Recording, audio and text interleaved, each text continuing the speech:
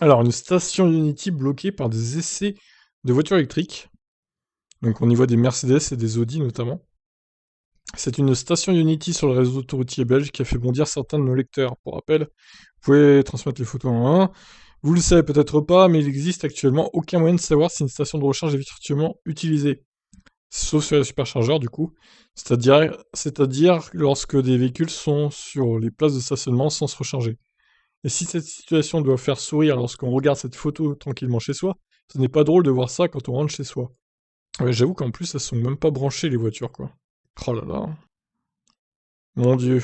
Cette station semble être utilisée pour des essais Mercedes dans la mesure où il y a des véhicules sans plaque d'immatriculation. Alors les solutions, le portique à verrouillage automatique, les caméras thermiques, les alarmes. Fin de l'article. Ok, c'est très court hein, pour le coup. Comme souvent sur ce site d'ailleurs, mais bon. Alors heureusement que c'est occasionnel, mais j'avoue que si le mec est en panne de batterie, qu'il a plus que 1 ou 2 kilomètres d'autonomie et qu'il veut se recharger, il peut pas en fait. À moins, à la limite, qu'il y ait des personnes qui sont sur place qui peuvent pousser les voitures et dégager, c'est peut-être possible. Mais vraiment, là, ça tombe très mal, hein. Voilà, est-ce que ça vous est déjà arrivé de tomber sur des stations de recharge squattées par des voitures, qu'elles soient électriques ou thermiques d'ailleurs? Dites-moi en commentaire. Ciao.